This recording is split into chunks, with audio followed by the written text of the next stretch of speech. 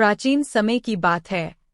हिमालय की तलहटी में स्थित एक छोटे से गांव में गुरु दक्ष के नाम से एक विख्यात शिक्षक रहते थे।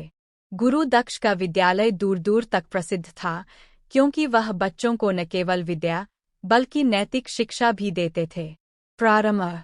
एक दिन गांव के एक धनी व्यापारी ने अपने पुत्र राहुल को गुरु दक्ष के पास शिक्षा प्राप्त करने भेजा। राहुल एक नटखट और आलसी बालक था, जो पढ़ाई में बिल्कुल मन नहीं लगाता था। गुरु दक्ष ने राहुल को अपने पास बुलाया और उसे समझाया, बेटा, शिक्षा का सही अर्थ केवल किताबी ज्ञान नहीं है। शिक्षा का सही मार्ग जीवन के हर पहलू को समझने और नैतिक मूल्यों को आत्मसात करने में है।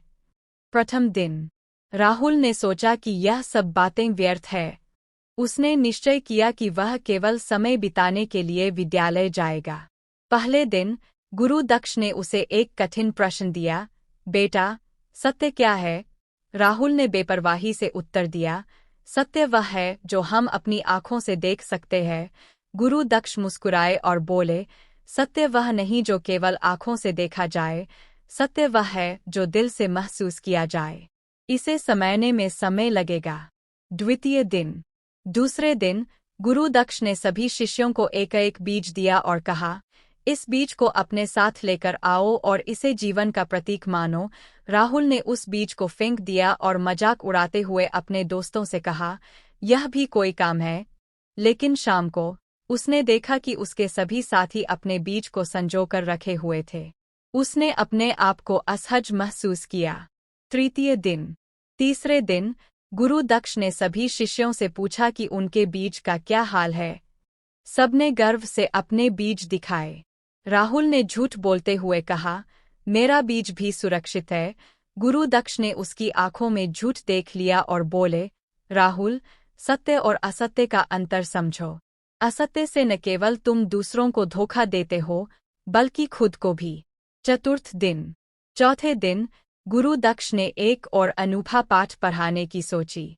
उन्होंने एक बड़े पेड़ के नीचे सभी शिष्यों को इकट्ठा किया और कहा, यह पेड़ हमें सिखाता है कि धैर्य और मेहनत से हम बड़े से बड़े लक्ष्य प्राप्त कर सकते हैं। एक छोटा बीज भी जब धरती में लगता है तो समय और प्रयास से विशाल वृक्ष बनता है। पंचम दिन। पांचवें दिन गुरु दक्ष ने सभी शिष्यों को एक छोटी सी प्रतियोगिता में भाग लेने को कहा। राहुल ने सोचा कि वह यह प्रतियोगिता आसानी से जीत जाएगा। प्रतियोगिता का विषय था ईमानदारी और परिश्रम का महत्व। राहुल ने फिर से आलस्य किया और प्रतियोगिता की तैयारी नहीं की। जब प्रतियोगिता के परिणाम घोषित हुए, राहुल सबसे पीछे था। समापन। राहुल अब समझ चुका था कि वह गलत राह पर था। उसने गुरु दक्ष से माफी मांगी और वादा किया कि अब से वह पूरी मेहनत और ईमानदारी से शिक्षा प्राप्त करेगा।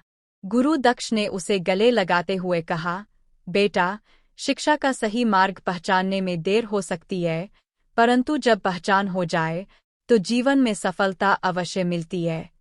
इस प्रकार राहुल ने शिक्षा का सही अर्थ समझा और अपने जीवन में न केवल ज्ञान बल्कि नैतिकता और ईमानदारी को भी महत्व दिया। उसके जीवन की दिशा बदल गई और वह एक सफल और आदर्श व्यक्ति बन गया। कहानी का संदेश। शिक्षा का सही मार्ग। कहानी हमें यह सिखाती है कि सही शिक्षा केवल किताबी ज्ञान तक सीमित नहीं होती। यह हमें नैतिकता, ईमानदारी और परिश्रम के साथ जीवन जीने की कला सिखाती है।